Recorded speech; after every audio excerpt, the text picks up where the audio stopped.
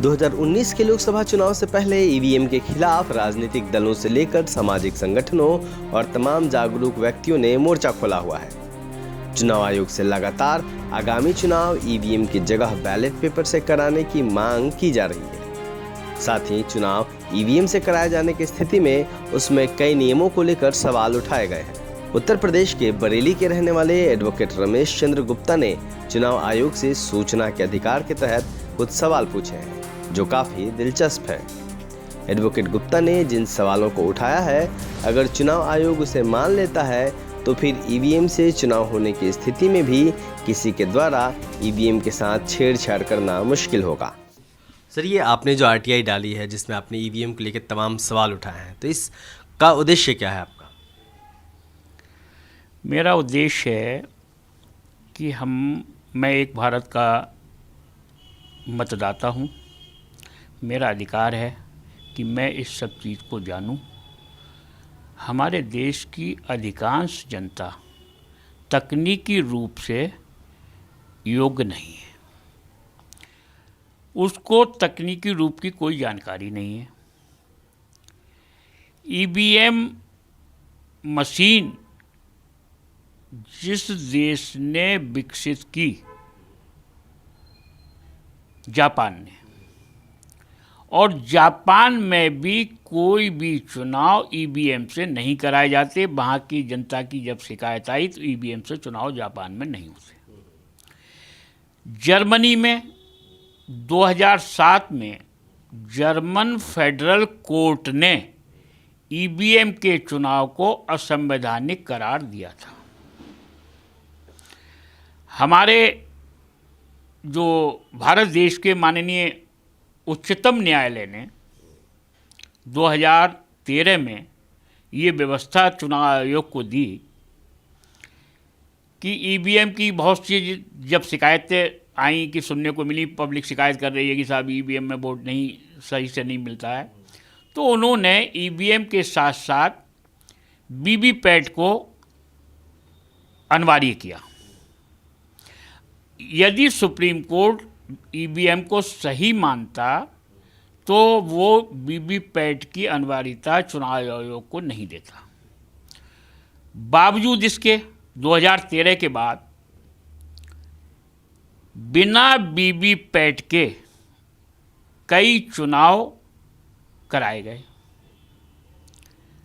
जनता को, जो अधिकांश जनता मैंने बताया तकनीकी रूप से कमज़ोर है, उसको ये जानकारी ही नहीं मिल पाती कि मैंने जिस कैंडिडेट को वोट दिया वो वोट मेरा सही जगह पहुंचा या नहीं पहुंचा।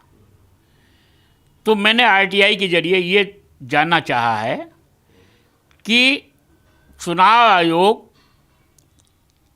ईवीएम और वीवीपैट की किन किन बातों को लागू करके चुनाव कराना चाहता। मैं एक मतदाता होने के नाते अपने देश में ये चाहता हूं कि फ्री, फेयर एंड ट्रांसपेरेंट चुनाव हो, इसलिए मैंने ये आरटीआई चुनाव आयोग से डाली। एडवोकेट गुप्ता ने आयोग से जो सूचना मांगी है उसमें वीवीपैट को लेकर तमाम सवाल उठाए गए हैं।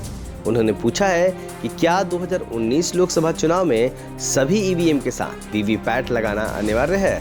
एक अन्य सवाल में एडवोकेट गुप्ता ने आयोग से यह भी पूछा है कि कितने प्रतिशत वोटों की गिनती वीवीपैट से निकली पर्चियों से होगी। उन्होंने यह भी पूछा है कि मतगणना दोबारा होने यानी रिकाउंटिंग की स्थिति में रिकाउंटिंग ईवीएम से होगी या वीवीपैट से निकली हुई पर्चियों से।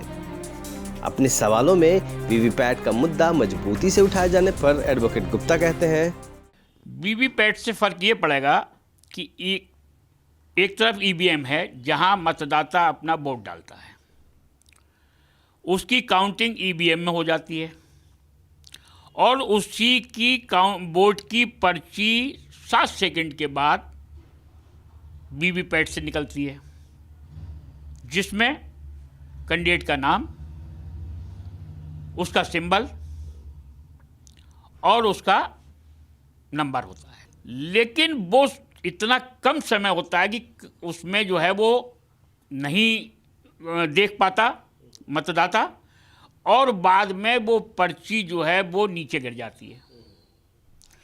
तो जब पर्ची नीचे गिरती है, तो जब पर्ची की जितने वोट ईवीएम मशीन में टोटल मतदाता ने दिए एक बूथ पर, उतने ही वोटों की वीवीपैट पर्ची भी होनी चाहिए, जिससे ये मालूम पड़े कि वीवीपैट में जो पर्ची के वोटर हैं और ईवीएम में जो वोटर संख्या है वो दोनों सेम है। तो इसलिए वीवीपैट पे है कि वीवीपैट में कितने, अब सरकार जो चुनाव आयोग है वो कितने प्रतिशत वीवीपैट प्रयोग करेगा इस चुनाव में, उनमें कितने प्रतिशत वोटों की वीवीपैट से और ईवीएम से मिलान कराया जाएगा, कितने प्रतिशत वोटों का, इसलिए मैंने वीवीपैट पे जोर दिया। एडवोकेट रमेश चंद्र गुप्ता के ये तमाम सवाल इसलिए महत्वपूर्ण हैं क्योंकि इन्हीं की अनदेखी ईवीएम में छेड़छाड़ का कारण बनती है। अगर इन सवालों पर चुनाव आयोग ईमानदारी से सोचता है और इसको लागू करने की पहल करता है तो ऐसे स्थिति में ईवीएम के साथ किसी तरह की छेड़छाड़ या तो बहुत मुश्किल होगी या फिर ऐसा होने की स्थिति में उसे आसानी से पकड़ा जा सकेगा। और ऐसे में रमेश चंद्र गुप्ता जैसे देश के तमाम मतदाताओं की फ्री, फेयर और ट्रांसपेरेंट चुनाव की मांग पूरी की जा सकेगी। ब्यूरो रिपोर्ट, दलित स्तंभ।